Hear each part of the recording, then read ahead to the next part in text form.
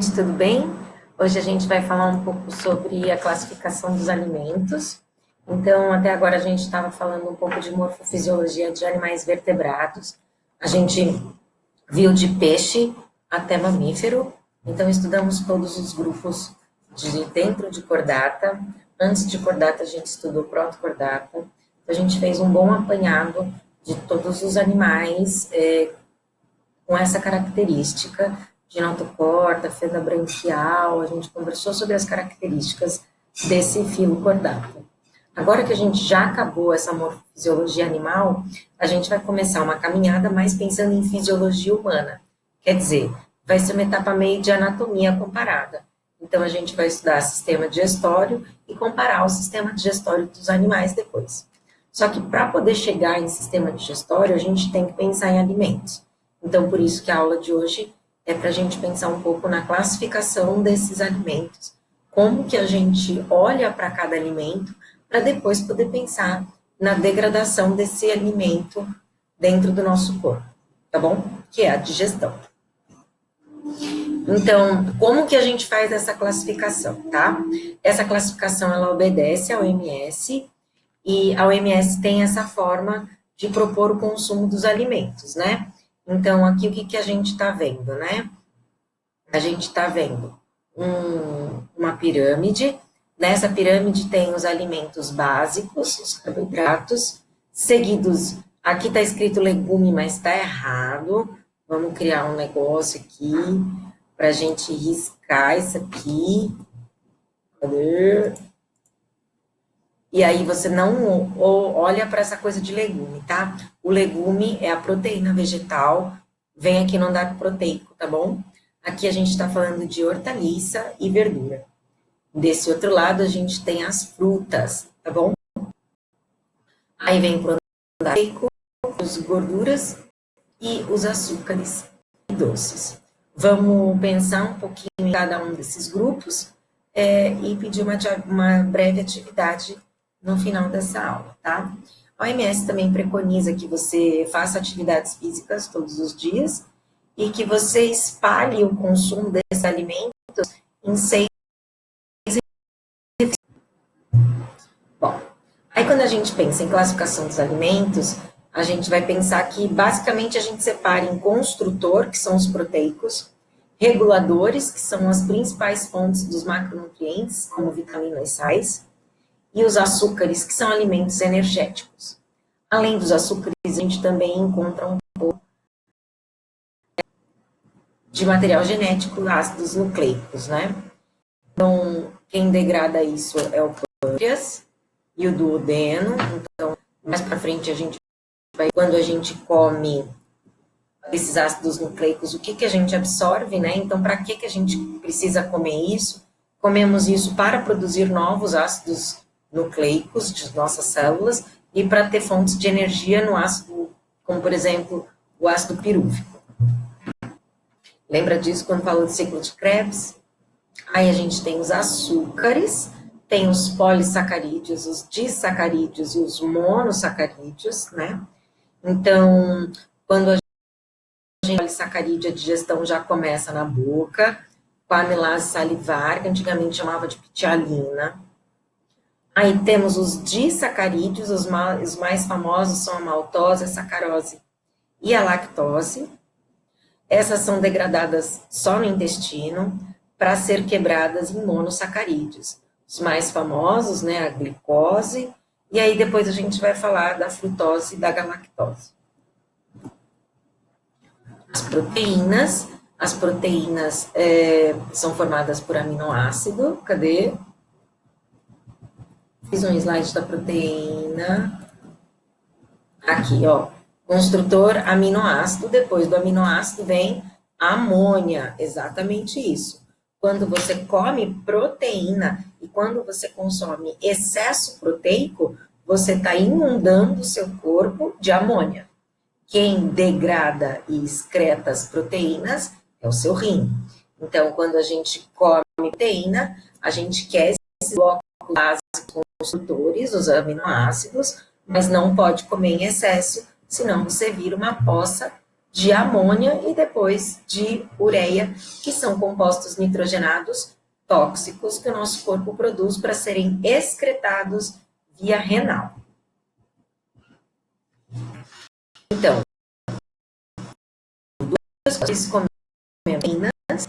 aí tudo isso vai para o nosso sangue. Isso são as cenas dos próximos capítulos, essas degradações e para possíveis absorções. Então, o nosso intestino, ele não recebe a proteína inteira.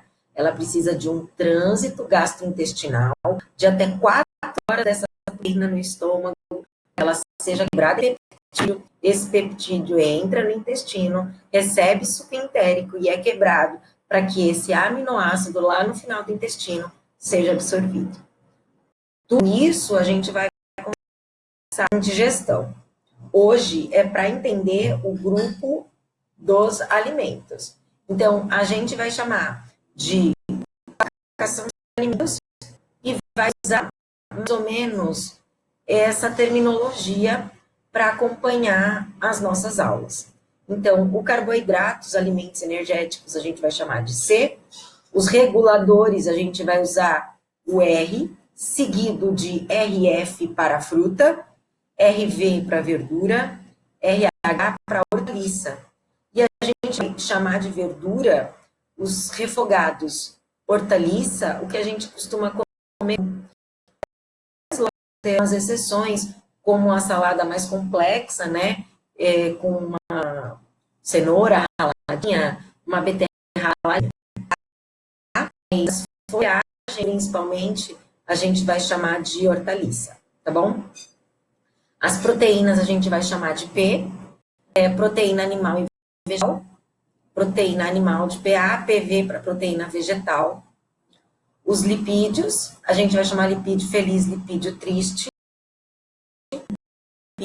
A gente vai ver como ele é composto. O lipídio triste é aquele que não faz falta na nossa vida, tá?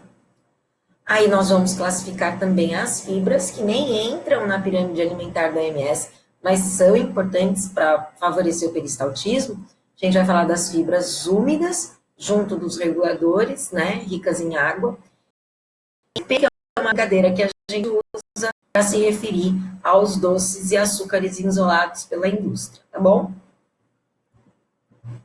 Então, vamos lá. Aqui estão os carboidratos. Os carboidratos são os alimentos geralmente hipercalóricos, né? Já falamos, são os alimentos energéticos. Então, lá naquela pirâmide da OMS que a gente viu, quer dizer que é o que a gente consome, porque a gente precisa de energia constantemente. Pausa para entender a importância de pensar no carboidrato, né? Eu costumo dizer, para cada porção de carboidrato, a gente tem que comer uma porção de fibra. Por quê?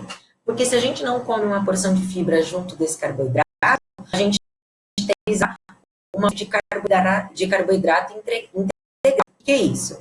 Quer dizer que junto desse açúcar tem uma fibra, para que o índice glicêmico não suba de uma vez e desça rapidamente. Então, quando a curva glicêmica, quando a gente ingere um alimento rico em açúcar, o nosso sangue fica rico em açúcar e a gente precisa produzir um hormônio chamado insulina.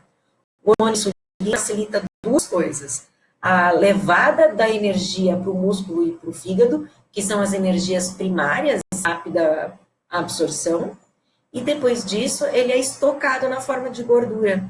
Então, o hormônio insulina é o que faz a gente guardar o excesso de energia consumido de forma rápida como gordura.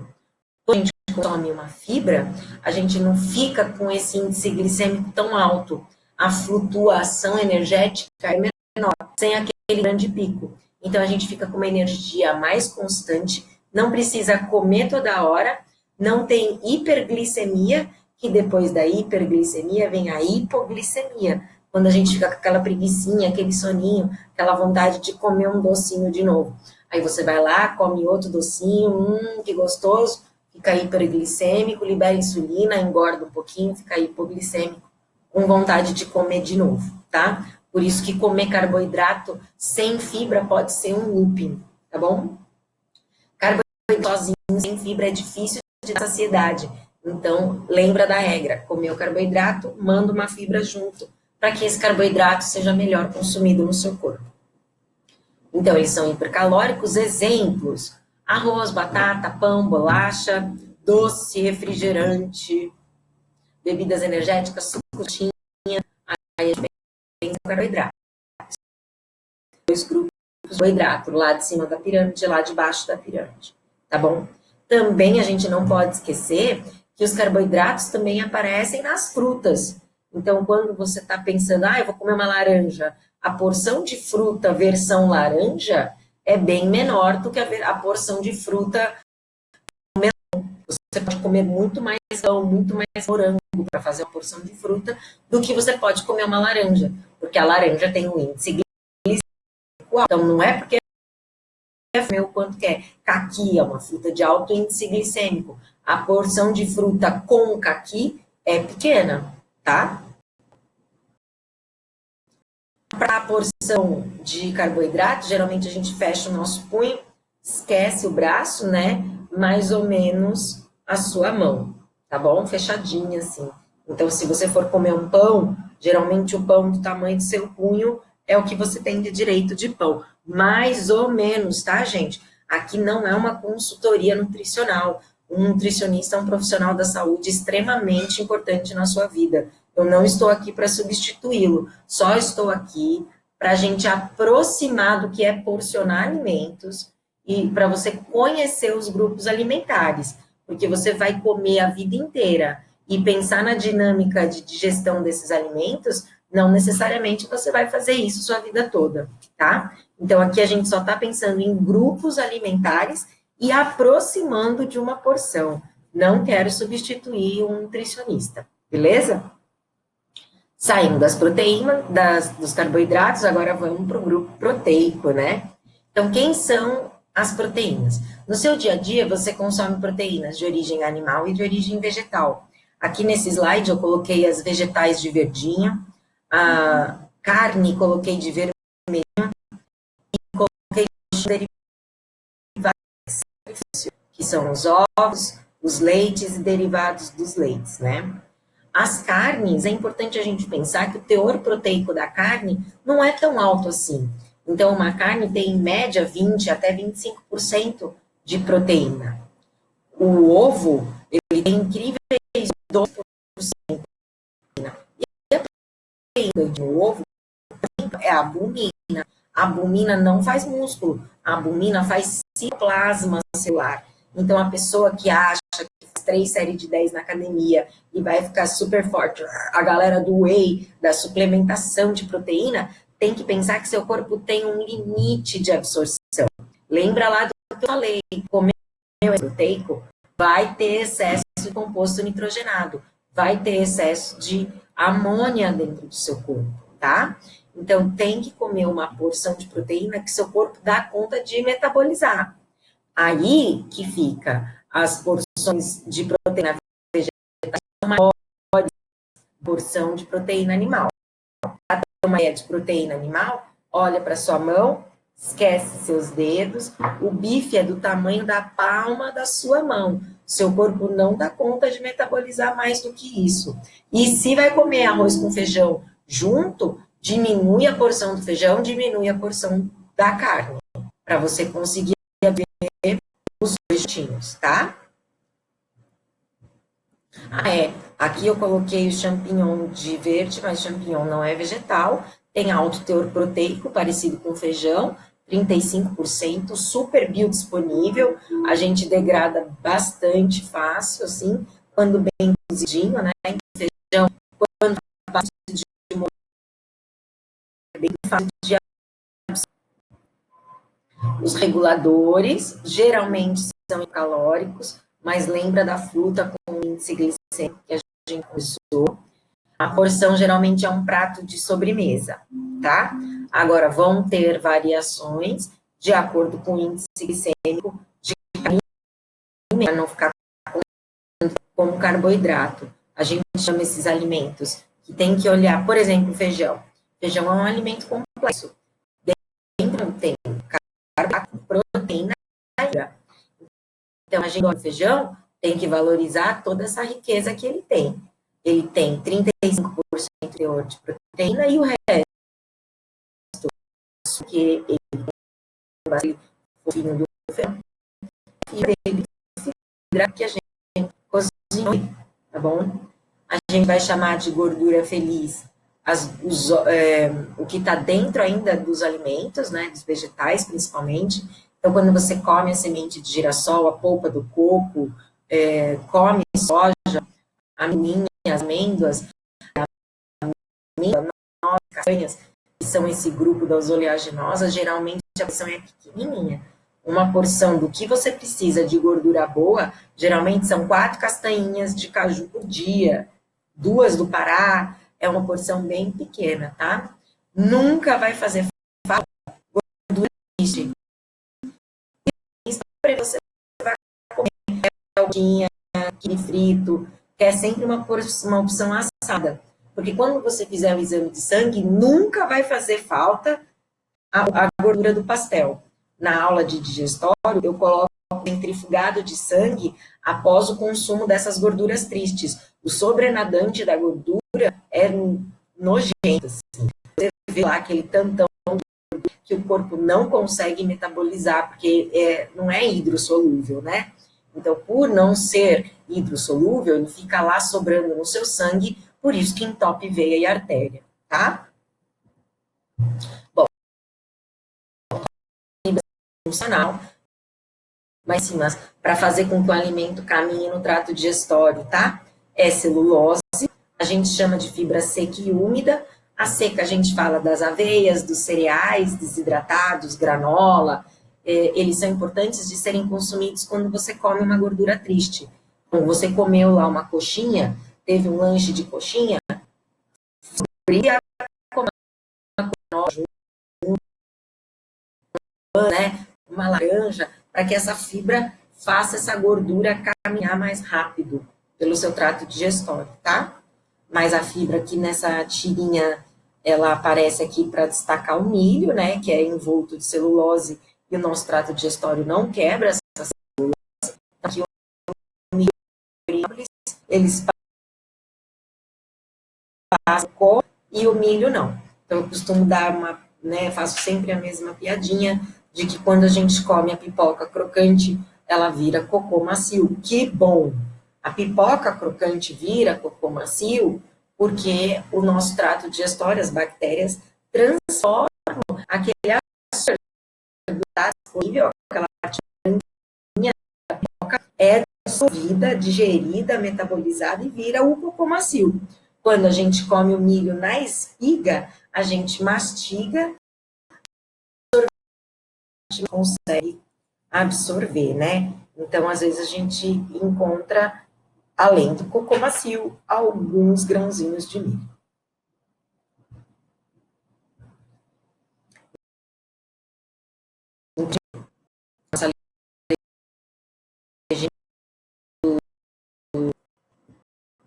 E a atividade.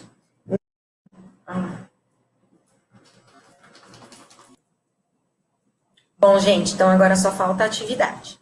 A atividade é bem simples, você pode usar o caderno ou o celular, tem aplicativos que te ajudam, caso queira fazer direto no celular, tá? Mas você pode fazer mecanicamente, tá bom? Você precisa anotar para mim tudo que você comeu por 3 dias, tá bom? Tudo que comeu e bebeu. E como você porcionou. Não adianta colocar lá para mim pão e leite. Tem que ser quanto de pão, quanto de leite. Então, comi 3 fatias de pão. 3 fatias de pão de pão. Quanto que tamanho de copo? De meio litro, 100 ml. Qual é o tamanho desse copo? Não sei. Então, vai medir o volume do pão por quanto de manteiga você colocou. Beleza? Anota tudinho que você comeu. Por enquanto, não precisa classificar nada. É só